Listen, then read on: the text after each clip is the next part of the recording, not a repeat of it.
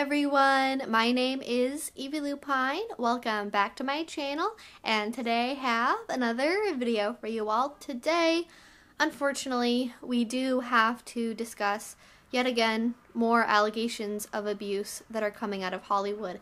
In particular, today we're going to be discussing the allegations that have come out against Marilyn Manson that span the last several decades and multiple partners. And the way that I'm choosing to cover this subject is by putting together a timeline of his major relationships as well as the people that have made allegations against him to see if there are any commonalities between these stories or see if he's possibly changed over time and discuss what we find.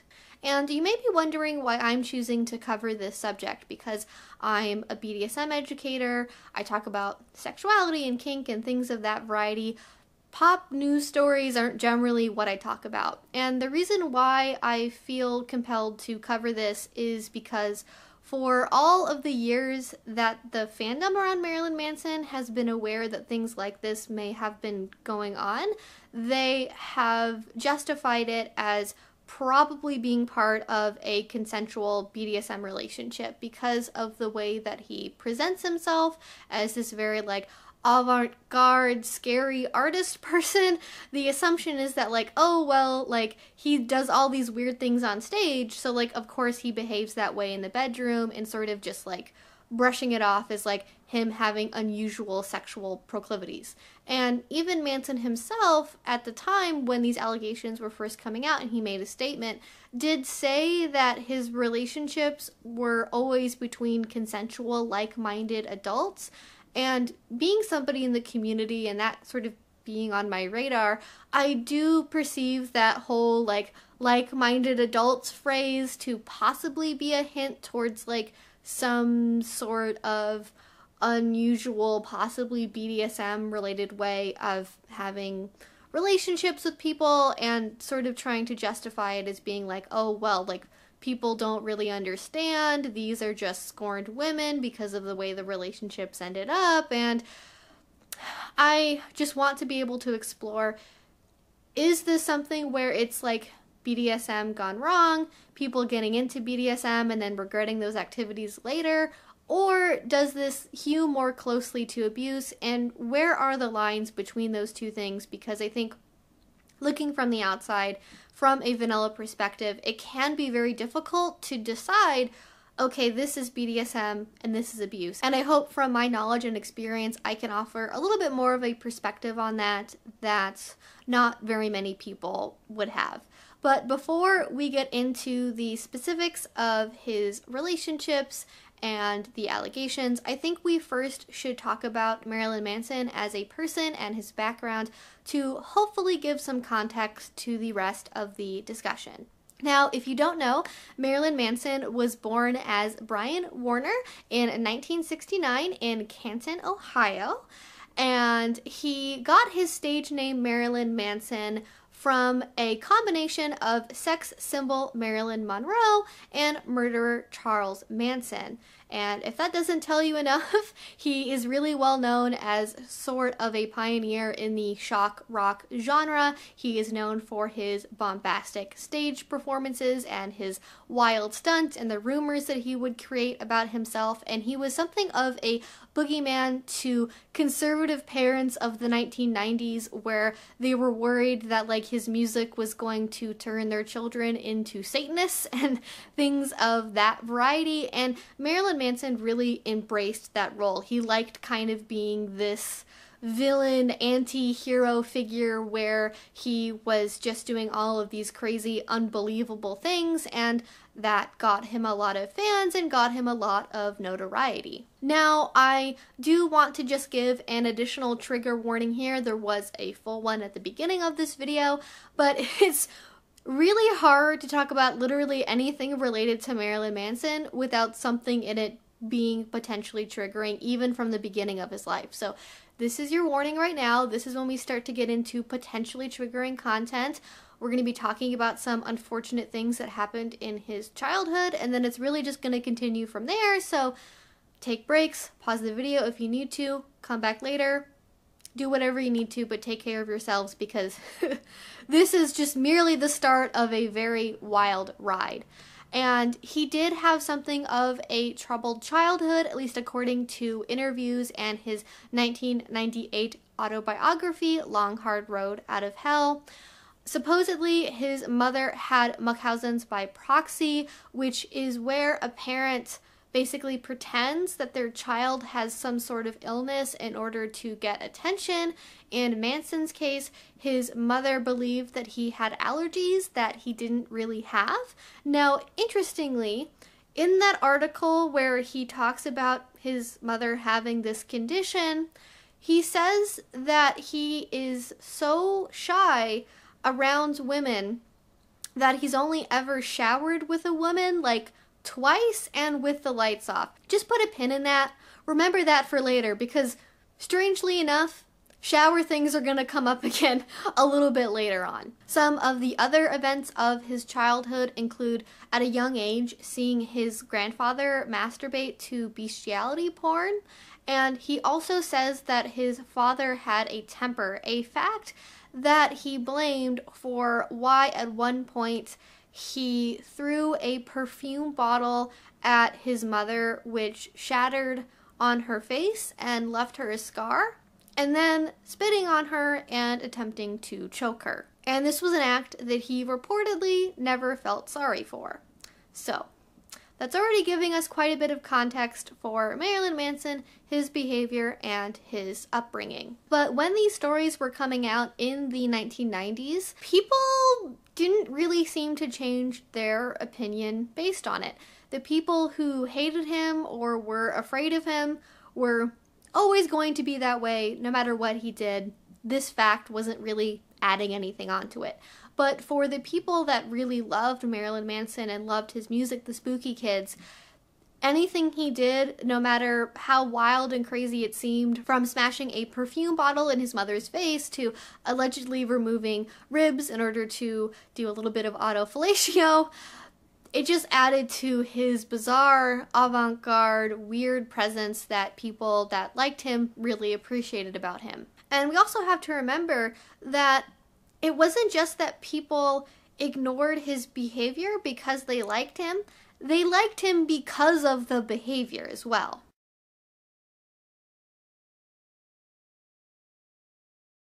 Dita Von Teese started dating Marilyn Manson in the 1990s following his breakup with Rose McGowan, and they quickly became something of a gothic power couple in Hollywood, perhaps second only to Morticia and Gomez Addams. They had a beautiful fairy tale wedding in 2005 with only 60 guests, and to everyone that was there with them, it really seemed like they were truly, deeply in love. However, they ended up splitting not even a year later in 2006, with Dita citing irreconcilable differences. The real details included infidelity, with Marilyn Manson sleeping with his then mistress Evan Rachel Wood in their bed. A bed which would then later appear in an infamous music video, as well as a persistent drinking and drug problem and partying that was very well known about Manson at the time. In the intervening years, it seems that Dita has developed a better relationship with Manson and is on speaking terms with him again, but her perception of him wasn't always quite so rosy as it is now. In 2007, during interviews where she discussed their relationship and ultimate breakup, she lamented that she wanted a relationship where the person didn't break all of the windows in the house, and that she had actually suffered through a lot of abuse.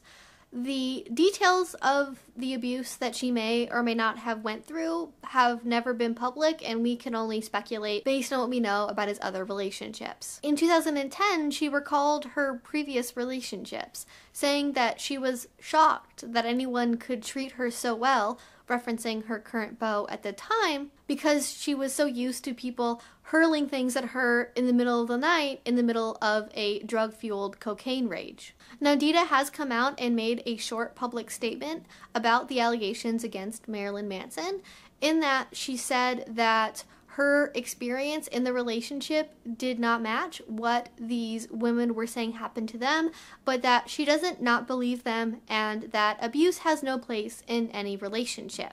which of course, again, raises questions about Dita's relationship to Marilyn Manson. We know that he was very heavily involved in drugs and alcohol at the time, and interviews indicated that their relationship really wasn't so great, at least after they got married. And it's really hard to say outside of speculation. Dita has not said since very early on after their divorce that anything negative happened between her and Warner, except for obviously the infidelity. And simply having an infidelous relationship doesn't necessarily make somebody abusive all on its own. And I think we have to take Dita at her word when she says that she didn't experience abuse, unless of course she comes out and makes a statement to the contrary in the future. But at the very least, I do think that some of the behaviors that she talks about, or at least references, are things that we see come up in more extreme ways in future relationships. Alright, now Marilyn Manson's next relationship was with Evan Rachel Wood, which went public in 2007 and of course came from his relationship with Dita. Now, though the relationship went public in 2007, when exactly it started is a little bit fuzzy, but it was sometime around when Evan Rachel Wood was 17 or 18, somewhere around that timeline, which is much younger than Marilyn Manson was when they began dating. But what was their relationship like? As she testified in front of the California Senate for the Phoenix Act, quote, "He moved very fast in the relationship, asking me to move in almost immediately. There was a certain way he wanted me to look. Otherwise, I would endure name-calling and ridicule. He cut me off from my close friends and family, one by one, exhibiting rage in some form or another when I was in contact with them. The only way I knew how to calm him was to give him what he wanted, which was me all to himself in total isolation. He would have bouts of extreme jealousy, which would often result in him wrecking our home, cornering me in a room, and threatening me. By the time I realized I was in a bad situation, I felt completely trapped and terrified for my life. He gifted me a cell phone, which I found out he was monitoring. He downloaded spyware onto my computer and hacked into my emails and social media accounts so I could not reach out for help. When my friends and family tried to intervene, I swiftly told them to leave because I was afraid of what he would do to them. He broke me down through means of starvation, sleep deprivation, and threats against my life, sometimes with deadly weapons, which would result in me having severe panic attacks where I would be unable to breathe or stop shaking. Sometimes he would not allow me to sleep until I participated in acts of fear, pain, torture, and humiliation, which I felt powerless to stop. In some of these tapes, which he also videotaped, he can be heard threatening to kill me, threatening my friends, or threatening to kill members of my family. He also threatened to leak parts of the footage or photographs he had taken as a way to keep me quiet. I mustered the courage to leave several times, but he would call my house incessantly and threaten to kill himself. On one occasion, I returned to try and defuse the situation. He cornered me in our bedroom and asked me to kneel while he tied me up on my hands and feet. Once I was restrained, he beat me and shocked sensitive parts of my body with a torture device known as a violet wand. To him, it was a way to prove my loyalty. The worst part is that I still felt it was somehow my fault because society had told me I should just leave when someone hits me. But this was so much more complicated and so much scarier than anything had ever prepared me for. I didn't know what to call it. Now, in 2019, she did not name Brian Warner as her abuser. She kept that quiet for many years afterwards because she was afraid for her life, and she had been threatened by Manson so many times, allegedly, that she felt unsafe to ever talk about him in public. However, in 2021, which is why we're talking about this today, she and several other women did come forward with their stories for the first time, naming Marilyn Manson specifically as their abuser. However, before we get into more of the details discussing Evan Rachel Wood's story and cooperating evidence for it, I do want to move into some of the other experiences that other women in his life have had over the years. His next major relationship was with Esme Bianco, an actress, which began sometime around 2009 and ended sometime around 2011. For this section of the video, I'm going to be quoting extensively from an interview that Esme gave to The Cut, which I will put down in the description box below, along with many of my other sources, so you can read the story directly and in full. Esme first met Marilyn as a young burlesque performer through his then-fiancé, Dito Von Teese. They stayed in touch over the years when, in 2009, he sent Bianco a plane ticket so she could come from London to LA to star in a music video with him, including playing the role of someone being kidnapped. Bianco, who was 26 at the time, says she spent the next 3 days in lingerie, barely sleeping or eating, with Manson serving up cocaine rather than food. She remembers him losing his temper and throwing a camera at a smoke alarm. Soon, she says, he became violent, tying her with cables to a prayer kneeler, lashing her with a whip, and using an electric sex toy called a violet wand on her wounds, the same kind of torture device Wood has said was used on her. On some level, she knew what had happened wasn't BDSM. She says they hadn't discussed consent or safe words, which she knew from both personal experience and the fetish performers in her circle were crucial for safe power dynamics. A few days after the shoot, Manson emailed Bianco with a picture of her back covered in welts with a note reading, "Bringing sexy back." When they would meet, Bianco says, Manson would bite her during sex without her consent, leaving her whole body bruised.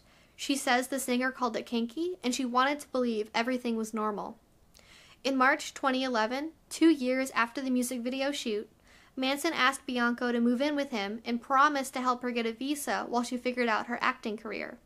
To help her with the immigration paperwork, his team gave her a written agreement saying she would star as a nurse in his forthcoming feature film, Phantasmagoria. There was a very brief honeymoon period where Marilyn Manson treated her like a princess. According to her testimony for the Phoenix Act, initially he was charming, intelligent, funny. He told me I was his soulmate. He seemingly understood and saw me in a way no one had before. But by the time I was living with him, he controlled every aspect of my life. She says he dictated what she could wear, saying he preferred her in a short pencil dress and stockings. Her sleep schedule. I was often violently shaken awake should I sleep without permission, she said during her Phoenix Act testimony, and that she had a weight that she was expected to maintain, as well as when she could come and go from the apartment because supposedly she didn't have her own key. Quote, "If he didn't want the bother of asking me to leave, I would be locked in the bedroom. The apartment was kept in complete darkness, frigidly cold, which had the effect of completely disorienting me. She was forced to call a friend from a cupboard after his antics, presumably not being allowed open contact with them." He promised monogamy while simultaneously sleeping with other women, using his personal assistants to conspire against Bianco to ensure she never found out about them. Once, she remembers, he cut her torso repeatedly with a knife. "I just remember lying there, and I didn't fight it." It was this kind of final straw moment where I had lost all sense of hope or safety. He sent a photo of her cuts to Walters and one of his bandmates at the time, with the subject line, "See what happens." She says her breaking point came in May of 2011, a month after she moved in, when Manson chased her around the apartment with an axe. Walters also remembers watching Manson threaten Bianco with the blade. She was afraid that Manson would sabotage her work because her visa was still awaiting approval, which is an indication that this situation, should it be true, is not merely just abuse, but may also be a case of human trafficking. Now, the next major relationship we need to discuss is with Ashley Lindsay Morgan, which began kind of sometime around 2009, 2010-ish, and possibly ended sometime around 2012. Unlike with Esme and with Evan Rachel Wood, the details for this story are a little bit more foggy, but do come from Ashley directly. Ashley Lindsay Morgan was a model that first got in contact with Manson in 2009 or 2010 in order to work on a gig with him. she didn't really know who he was at the time outside of being aware of him from her friend's music, but was obviously excited at the opportunity to work with somebody so high profile, as it could be a big advantage for her career. She says that he seemed intelligent, authentic, and caring when they spoke, and on those terms, she began working with him. Quote, "I went from the Roosevelt Hotel to living with him very quickly, and things turned dark very quickly as well. I was given rules and, quote, got in trouble for any behavior that he didn't approve of. He would also make her bring back Nazi memorabilia from her frequent trips back to Asia, which he considered to be an in-joke about her Jewish heritage." Put a star in this one too, because surprisingly enough, the Nazi memorabilia thing will come up again in spades later on in this conversation. Now this of course left her deeply uncomfortable, but it wasn't the only problem with their relationship. He would throw her out of the house with next to no clothing at 3 a.m. if she dared to fall asleep. She was not allowed to eat, sleep, or leave without his express permission, and she was awoken with loud music should she fall asleep, cutting or burning her, or even putting a fist directly in her mouth. This behavior ultimately left her with PTSD, OCD, anxiety, as well as night terrors, problems that remain with her to this day. Now, from his relationship with Ashley Morgan, we have a little bit of a gap in the timeline, because the next woman that we're going to be talking about, he doesn't start seeing until around 2015. And up to this point, since the early 90s, Manson has not been without a partner for maybe more than a couple months at a time.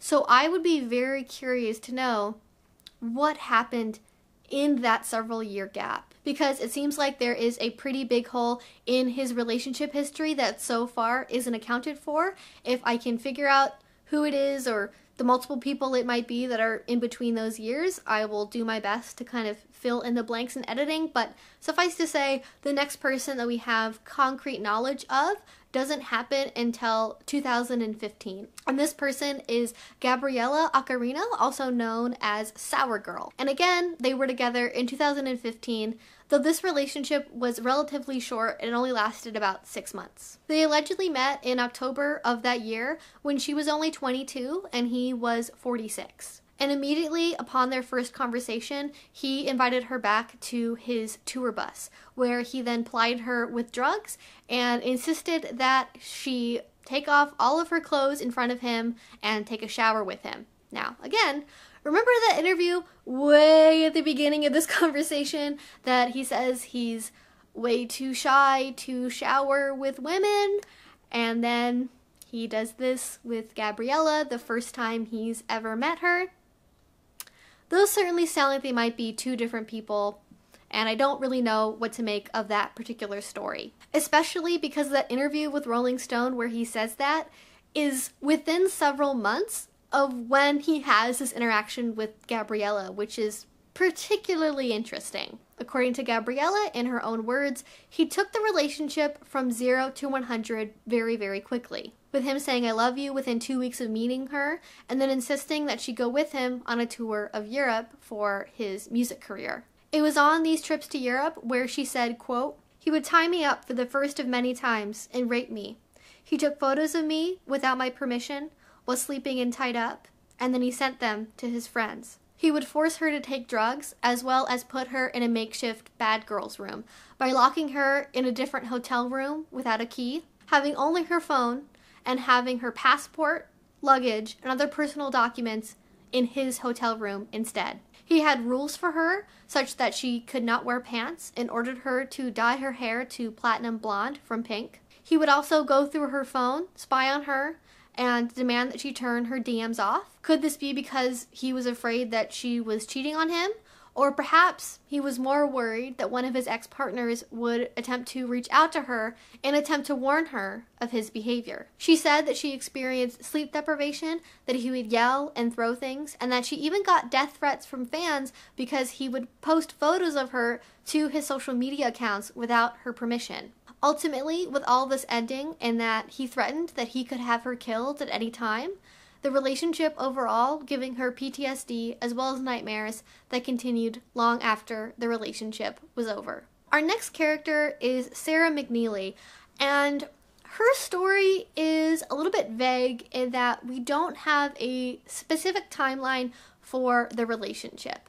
Now, as I pointed to earlier, Manson really seems unable to not have a relationship, and so it's quite likely that they were together possibly sometime between 2011 and 2015, somewhere in that general time frame. And like Ashley Lindsay Morgan, Sarah McNeely was also a model, which is possibly how she began to first be in contact with Marilyn Manson. But regardless of how their relationship started, this is how she says that she was lured in. He would pose as, quote, the perfect boyfriend, being smart, funny, charismatic, charming, all the things that we tend to look for in boyfriends and partners.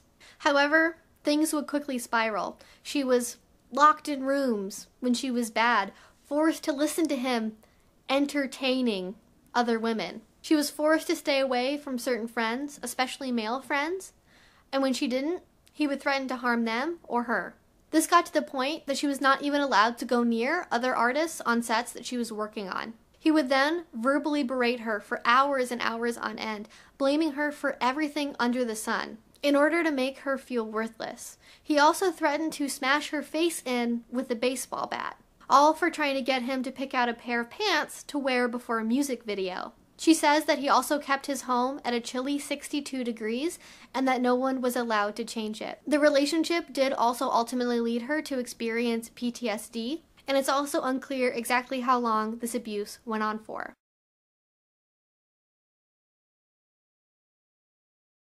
And those are the core of the allegations that we have against Marilyn Manson. Now, I do want to emphasize here that this is truly only the tip of the iceberg. I've chosen to focus on women that have experienced intimate partner violence with him over an extended period of time, but that's far from the only category of abuse that Manson could potentially fall into. He has had negative experiences with many, many different types of people, not just the women that are making allegations against him that have been in intimate, longer-term relationships with him. He's also been accused of harassing young fans on stage, abusing groupies, fellow band members, stage crew, even other artists that are performing with him. And if you want to read about some of those additional allegations, I will leave links to relevant stories down in the description box below.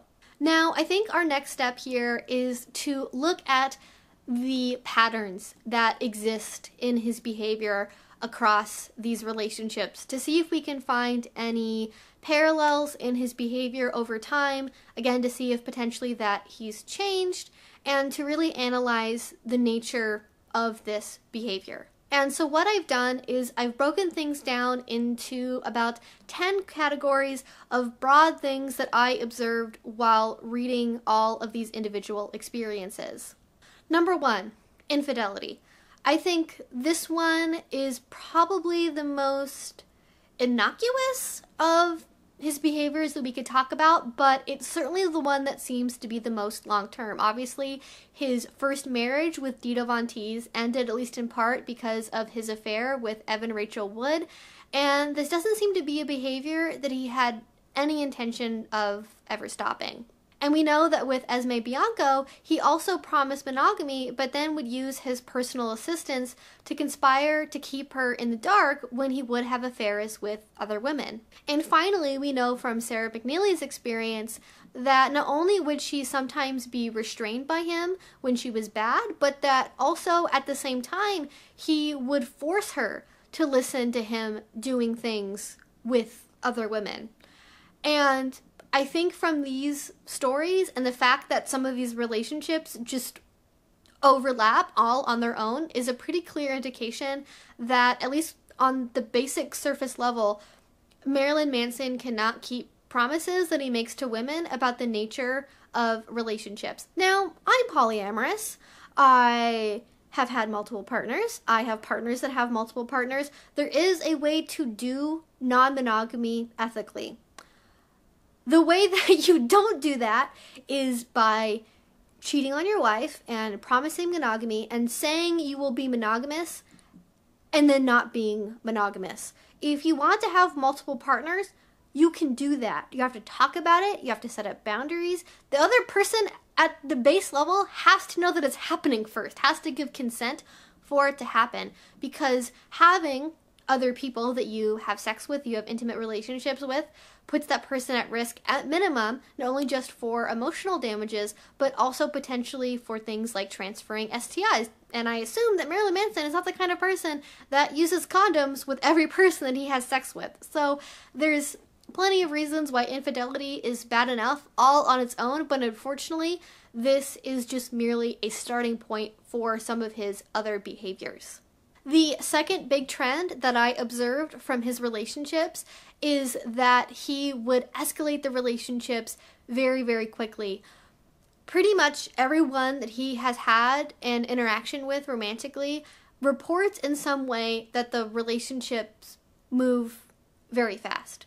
Right? They all report this kind of honeymoon period where they are showered with attention and praise, and you're so special, and you're not like anybody else, and you're my real soulmate, and saying, I love you as quickly as possible.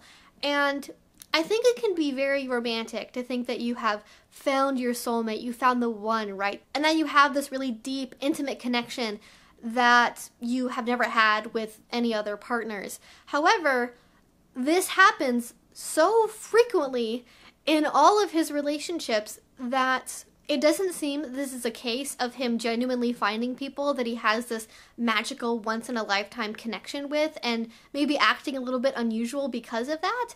It seems that instead this is a purposeful action that he does to try and move them under his control more quickly, getting them to move in with him, getting them to go on tour with him. These things so that way he can have more say over their life and then get into the deeper and darker parts of the way these relationships work once they leave the honeymoon period. Number 3 would be appearance changes and control over clothing and dress. So we first start to see this with Evan Rachel Wood, which is probably the most extreme case.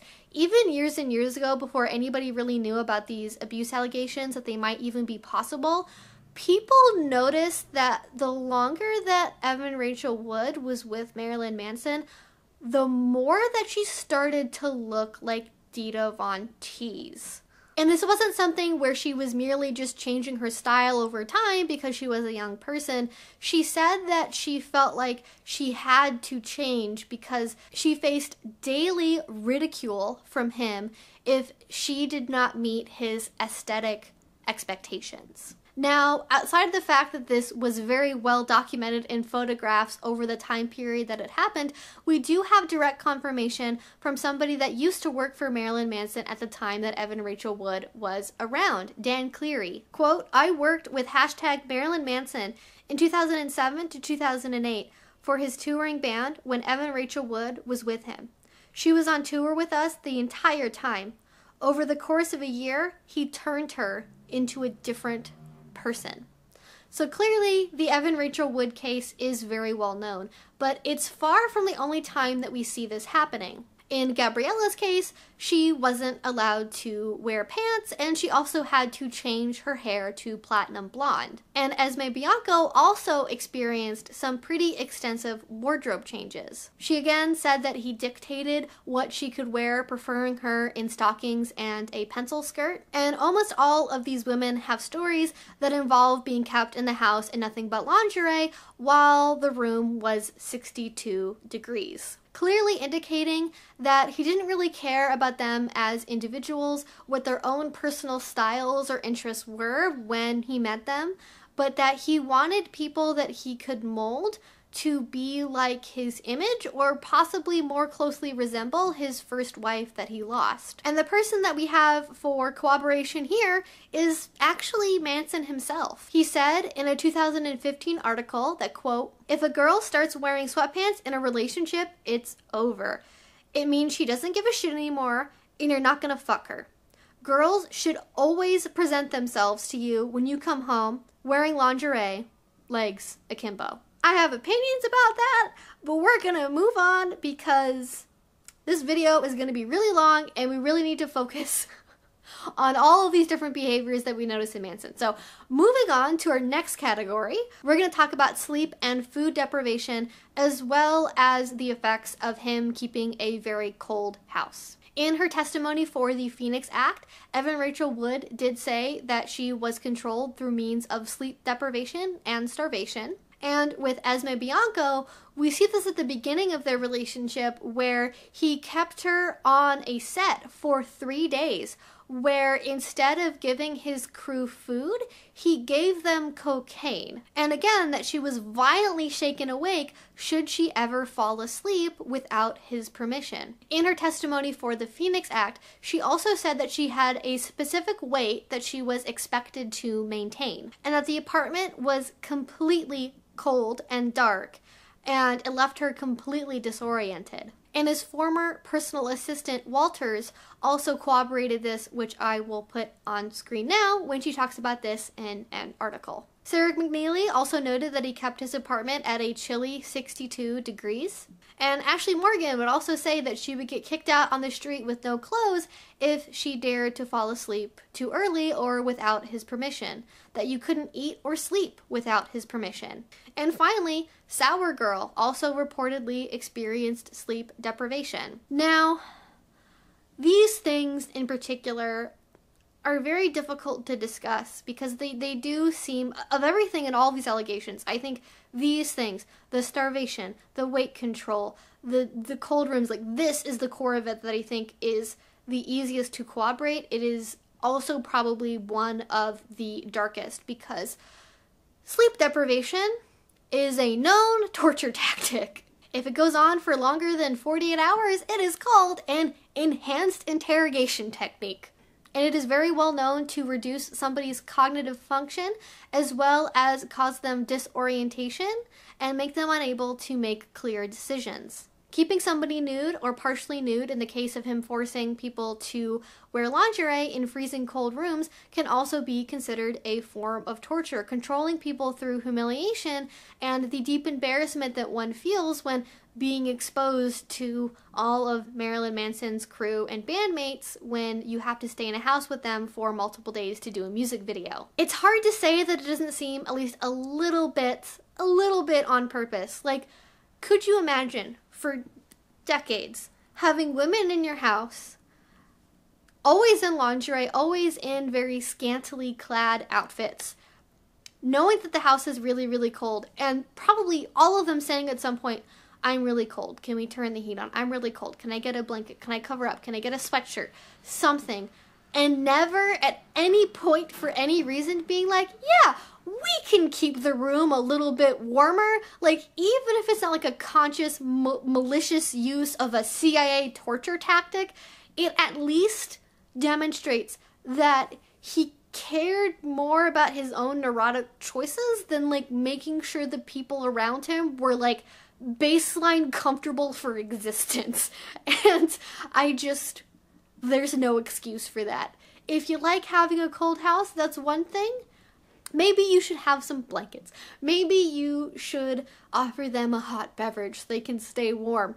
But when you're unable to compromise about that for literal decades, it certainly seems like it's more on purpose than just like, oh yeah, I just like having a cold house, that's how I am.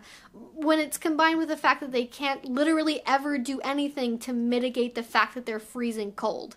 The next behavior we need to talk about is control over keys / something known as the bad girl's room. Now, the bad girl's room is something that is very clearly documented from early on, at least since about like 2012 or so.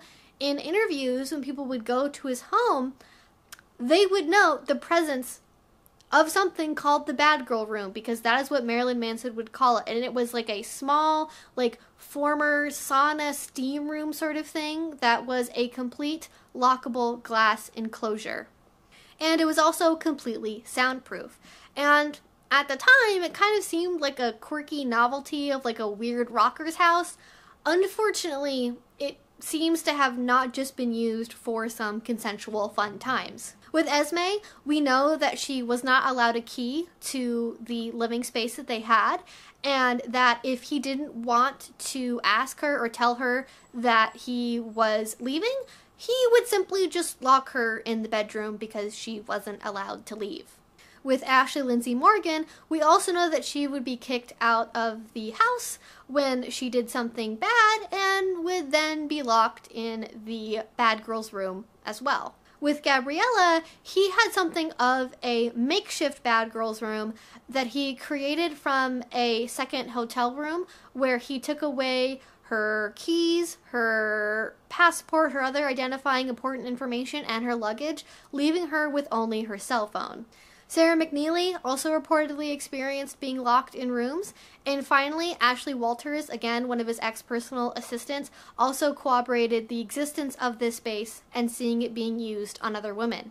And the existence of the bad girls room is also corroborated by another figure we haven't talked about so far in this video, Phoebe Bridgers. And forced captivity, I hope I wouldn't have to explain this. This is also clearly a torture tactic. There's really no reason to justify this. Controlling somebody's access to their keys, their ability to leave, literally locking them in small enclosed spaces, is a torture tactic. It can disorient people, it can threaten their sense of safety, and it is another way that he attempts, allegedly, to enhance the control that he has over these relationships. Now, one of his scariest behaviors is his erratic use of physical violence and threats of force. If we look at the earlier interviews from Dita Von Teese, the ones from like 2007, 2010, we know that she says that she did not want another partner that wouldn't break all of the windows in the house, maybe referencing some of Marilyn Manson's own behavior, and that he would throw things at her in a coke rage in the middle of the night. Again, these ones were one-off comments that she hasn't really said anything about in at least the last decade or so, so take those things with a grain of salt. But unfortunately, those references from Dita are not the only instance of this that we have. The most infamous version of this that we know about is that with his relationship with Evan Rachel Wood, they went through a time period when they were broken up, and he said in interviews that he would fantasize about smashing her face in with a sledgehammer. And people, again, they just took that as like, oh, a funny, outlandish comment, or like, wow, he must be like really heartbroken. And that on its own is bad enough. In addition to the sledgehammer comment, he also says that when they broke up, he would call her repeatedly, like over 150 times he called her. And every single time that he would call, he would cut on his own body because he wanted her to know how much she was causing him to suffer. And I think on a very basic level, if you just look at that, like, you know, without any kind of nuance, it's like, oh wow, he's so hurt, he's so devastated, he's hurting himself. No, no, no. That can also be an abuse tactic. If somebody is threatening to hurt themselves or kill themselves, if you leave them or because you left them, that is an abuse tactic. That is attempting to get you to control your behavior in a very outlandish way. I guess the car, I don't know if you guys heard, a car just honked in the street, and I guess they agree with me. Because I think some people get this idea that like, oh, like cutting yourself because of a breakup is like, oh, so romantic. It means you really, you know, really cared about the person. No, no, no, no, no. No. Self-destructive behavior and then blaming the other person because of your self-destructive behavior in an attempt to control and guilt them is not good. That is not a thing that you should be doing in adult relationships of any kind. Not great. Not great.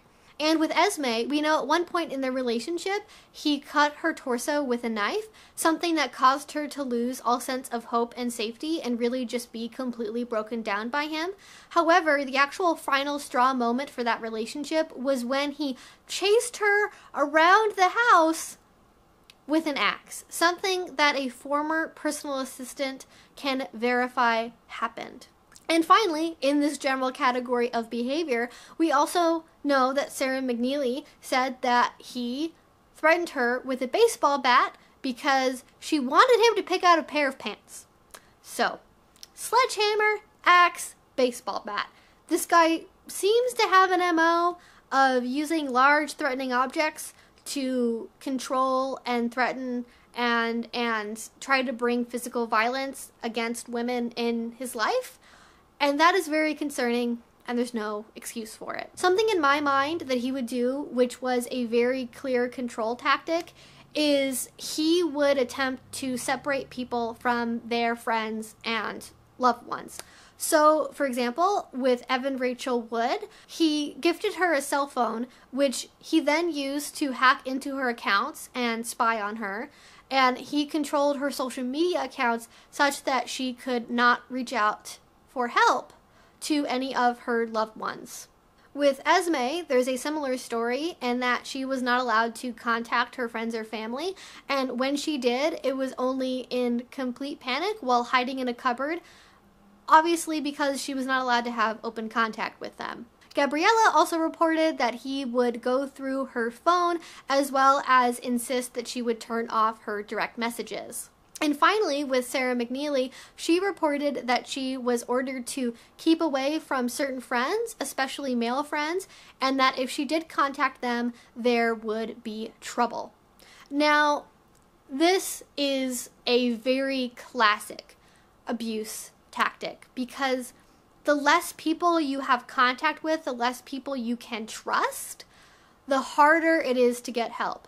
And when you are in an abuse situation, and as we can see from the testimonies of people like Esme and Evan Rachel Wood, they have said this, it can be very difficult to know in the moment that what you are experiencing is abuse because your brain is trying to protect you.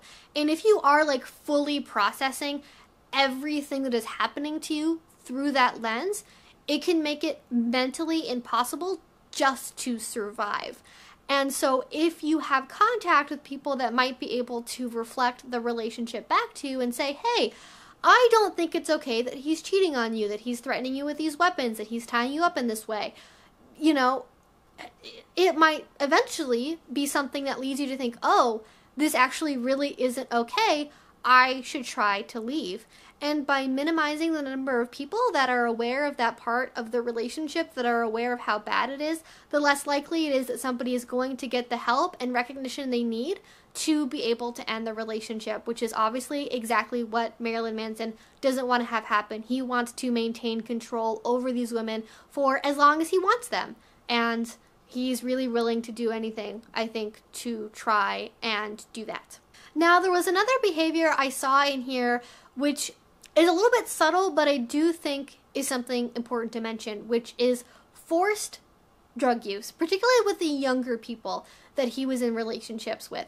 With Esme, we know that one of her first encounters with him involved being on a photo shoot where the only thing he served for days was cocaine. With Evan Rachel Wood, when she was still underage, she was forced to consume alcohol and drugs so that way he could create blackmail against her. And finally, with Gabriella, from her testimony, we know that again, on one of their first encounters together, he offered her drugs and then insisted that she take all of her clothes off and then shower with him. Drug use, any sort of drug, alcohol, cocaine, whatever, it doesn't matter, all of those things are to some extent mind-altering substances, and they can make you more pliable, they can make you feel out of control in your own body, they can make it so you are unable to stop what is happening to you. And so for somebody who wants to have control over others, forcing them to take drugs, possibly maybe even getting them addicted to drugs so they are reliant on him as a source, is a very powerful tool to use and is really concerning in particular when you account for the fact that this behavior tended to occur immediately in the relationship with his youngest partners. Now, big trigger warning here for this section of the video because it is distinct in a particular way. We're going to be talking about his anti-Semitic behavior. Now, on its own, it sort of exists as a separate thing from abuse, like, abuse bad, anti-Semitic behavior also bad. And the way that he would do it is very concerning, and there's actually evidence for this that exists outside of his intimate relationships. Evan Rachel Wood would report that she was called a Jew in a derogatory manner, and that he would draw swastikas on her bedside table whenever he was mad at her. Now, the blackmail that I referenced earlier was specifically related to these anti-Semitic tendencies. When she was quite young, underage, he was in Las Vegas for a Halloween show, and he gave her drugs, he got her drunk, and he took photos of her wearing a cap that he would wear for some of his stage performances, and drew a Hitler mustache on her and took photos of her like this and used that as blackmail. And people were drawing on her all the rest of the night and, you know, taking advantage of the fact they had a drugged up, drunk 18-year-old with them at a party in Las Vegas on Halloween. And she actually posted photos of this blackmail to sort of proactively take away his power to use that against her.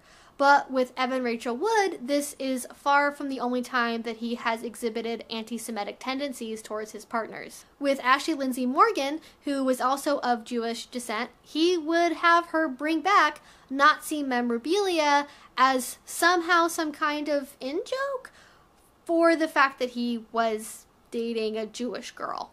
And in fact, he would say that he preferred to exclusively date Jewish women for this reason. Now, outside of his intimate relationships, one of his former bandmates also accused him of using large portions of the band's money to acquire Nazi memorabilia. This bandmate, Stephen Breyer, filed a lawsuit against him about this in 2007. I will show the details of it on screen now so you can read a little bit more about that. But it certainly seems that Marilyn Manson has an interesting relationship with anti-Semitism. You know, just having memorabilia from like World War II doesn't necessarily mean you're inherently anti-Semitic, but his collection of it and his comments about it and the way that he would use it in this sort of like oddly threatening way towards his Jewish partners is concerning and perhaps tells us something about his true beliefs about people of Jewish descent. And I will simply leave the evidence to you, and you can decide what you think the conclusion from all of this is.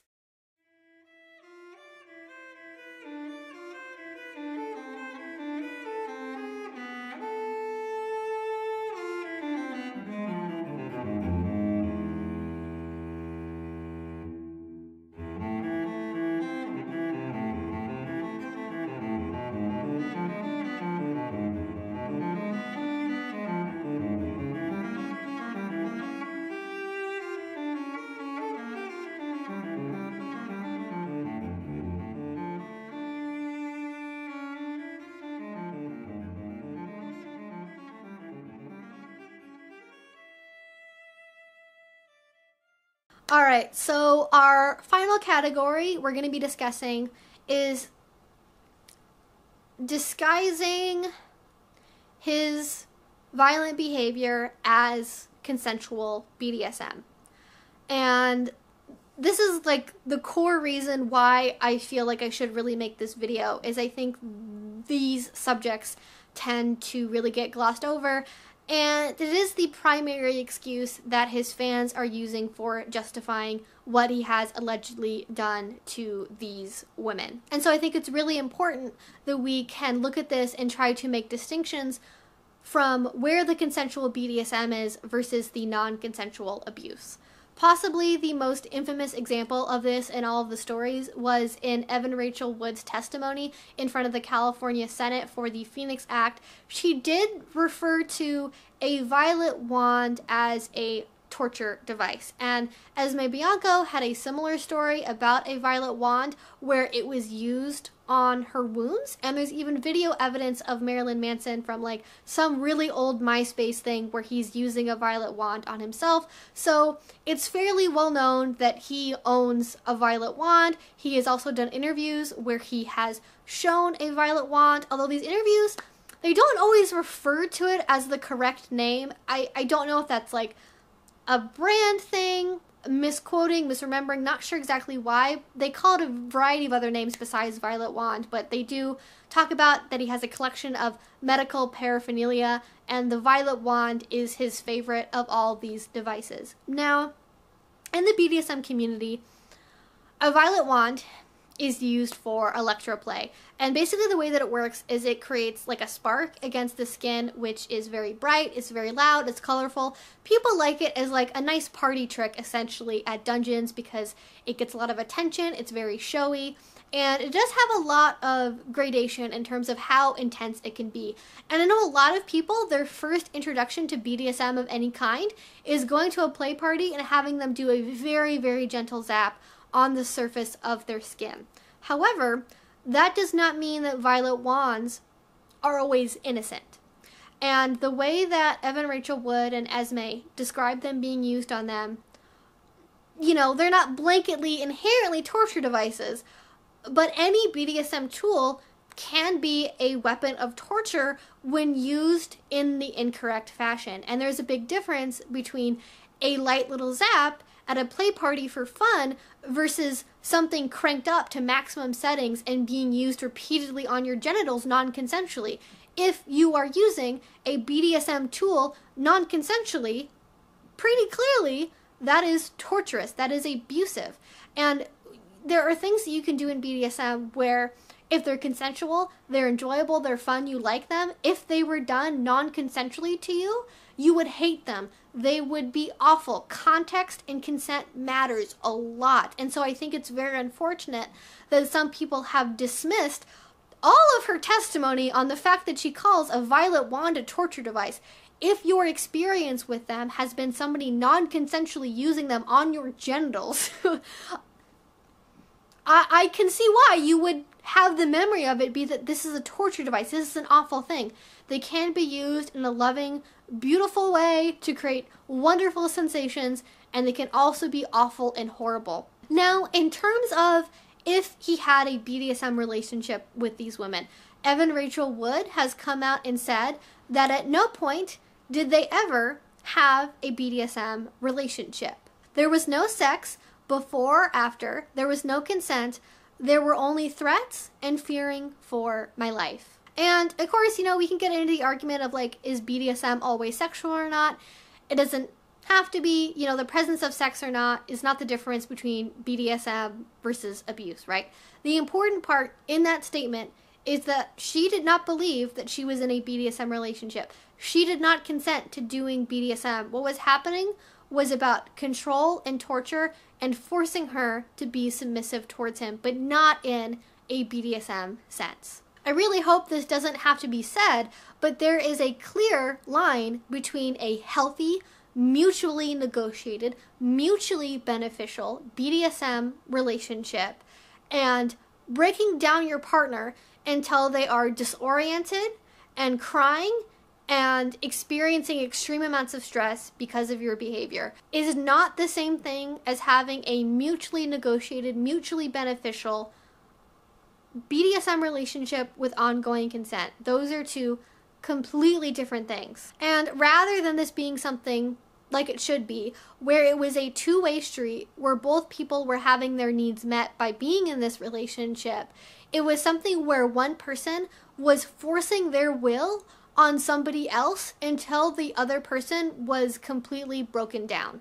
And again, Esme Bianco has made very similar statements about their relationship, in particular the story that she told about having her torso cut into non-consensually, and that was the moment that she was really broken and lost all hope. There is certainly room for BDSM, for edge play, for dangerous behavior. I have done blood play. I have done it to myself. I've done it with other people. You know, you can cut somebody's skin purposely in a consensual manner that can be pleasurable and enjoyable. Suddenly springing it on your partner mid-sex and then breaking them down because of that is very, very different. And I think if you were a good BDSM partner, if you're a dom, a top of any kind, the phrase that we use in the community is don't break your toys, right? You want it to be a good experience so they will come back, so they will want to do more play with you. The only thing that Marilyn Manson seems to be preoccupied with in these stories is breaking women. The only thing he wants to do is to break his toys. That does not make something kink. It makes it abusive. And we even have photographic evidence of times when Esme Bianco was whipped so severely that it left marks on her back. And she has also said, like Evan Rachel Wood, that they were never in a BDSM relationship. And at the time these things were happening, it was verified not only by Esme herself and her intuition, but by other members of her friend group that were in the BDSM lifestyle, that what had happened was not BDSM. It was simply abusive. It was simply torturing a partner. And I think that's the big thing that people are missing when they look at his behavior and they are trying to justify it as related to BDSM somehow. When you do BDSM, when it's consensual, you establish consent, you talk about it first, you talk about boundaries, you talk about limits and preferences, you try to do things together that both people enjoy doing. And it certainly seems like we at least have no evidence of Marilyn Manson ever talking to these women ahead of time about what would happen to them, about what he wanted to do. It's just him just flailing around, pulling toys out of nowhere, pulling knives out of nowhere, doing these things to women just any way he wanted to, whenever he wanted to. And like with Armie Hammer, when you have somebody that has no control, no boundaries, no limits, no sense of care for their partners, no empathy, that is not BDSM.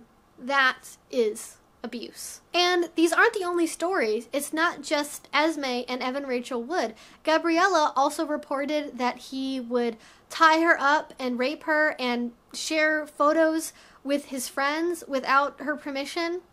And, you know, bondage is a thing in BDSM. CNC is a thing in BDSM. Consensual non-consent. You know, these are things that you could do in BDSM.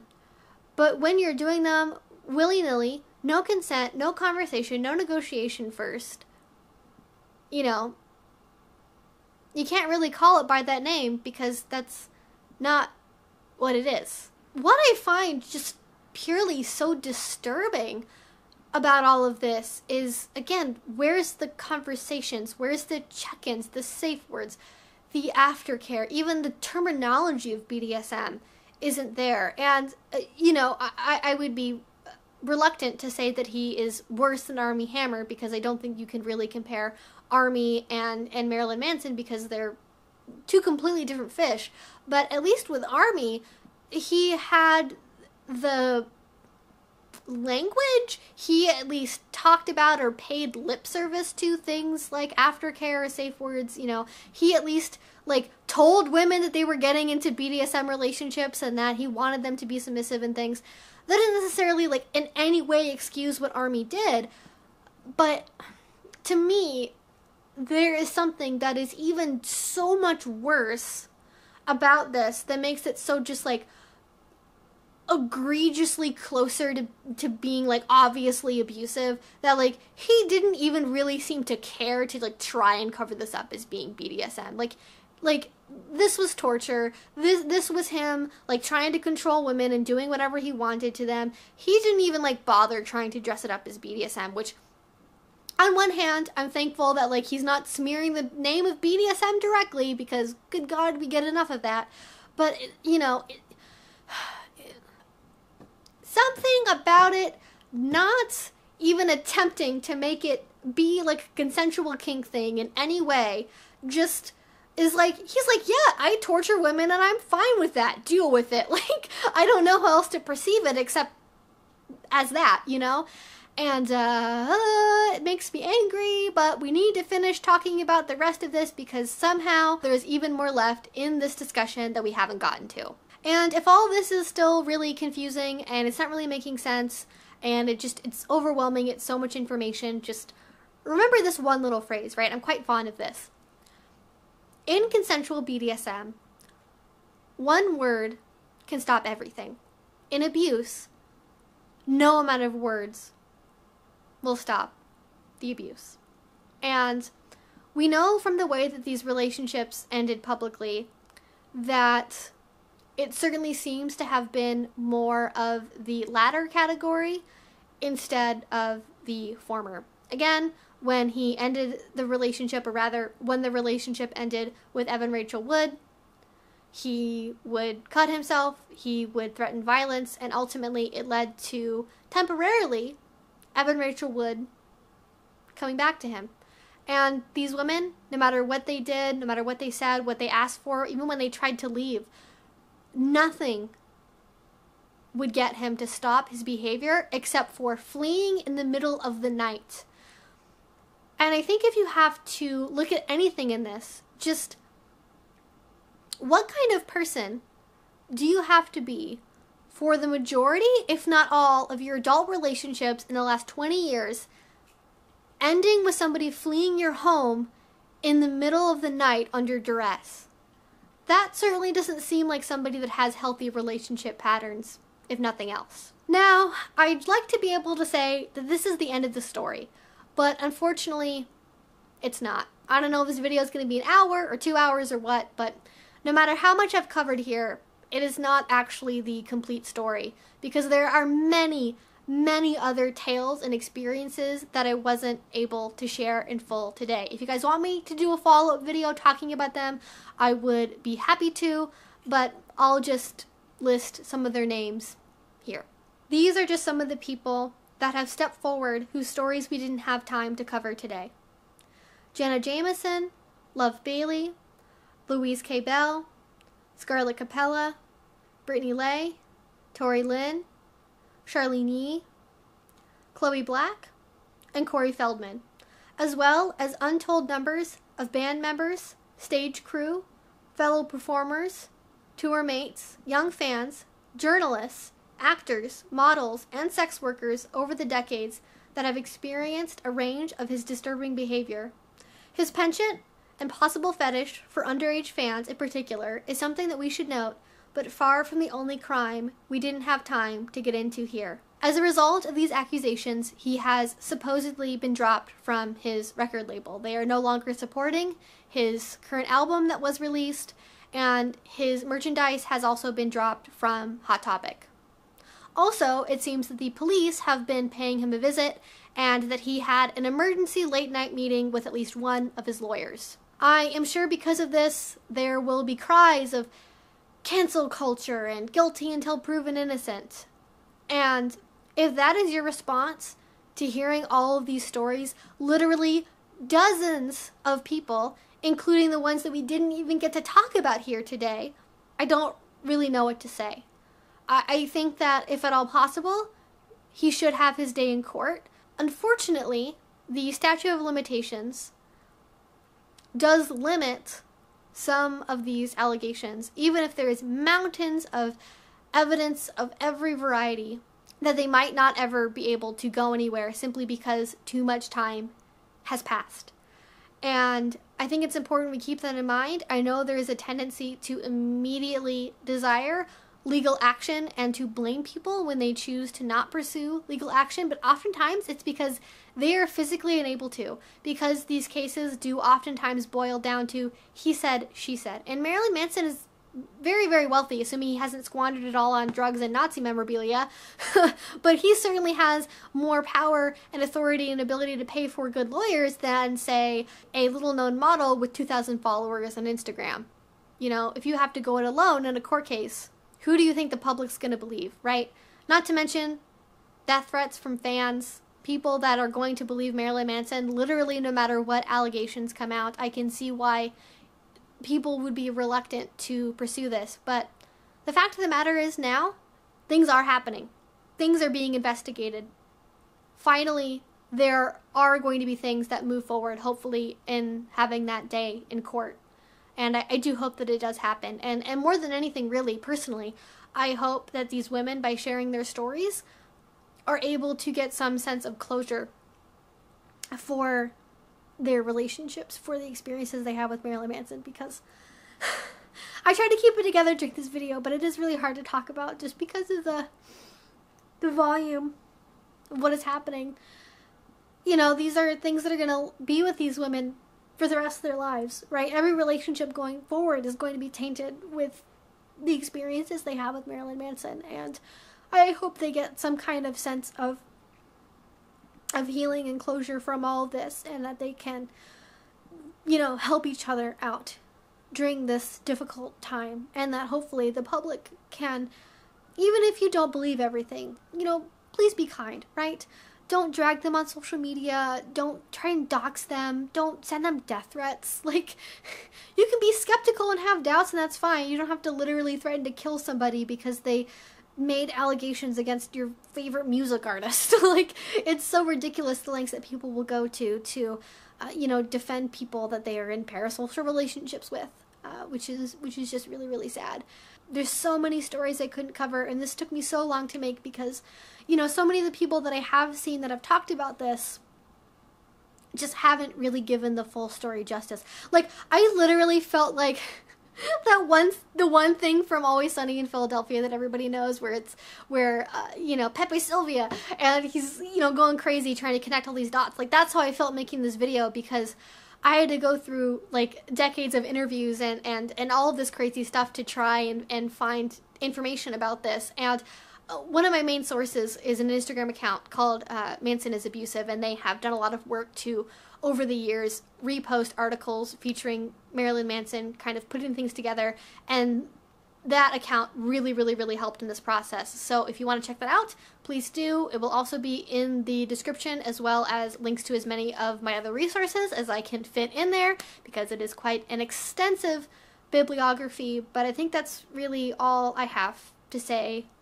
for now. Hopefully you got something out of watching this. Hopefully this finally puts the story together, because I know so many other people that have tried to cover this just leave out so much, because there is so much to talk about. And I get it, it's overwhelming, it's upsetting, it's frustrating, but hopefully, if you've been wondering about the full story, this helped you get to that. My camera's dying, so I'm going to go ahead and say, take care of yourselves, be well, and I will see you all again very, very soon.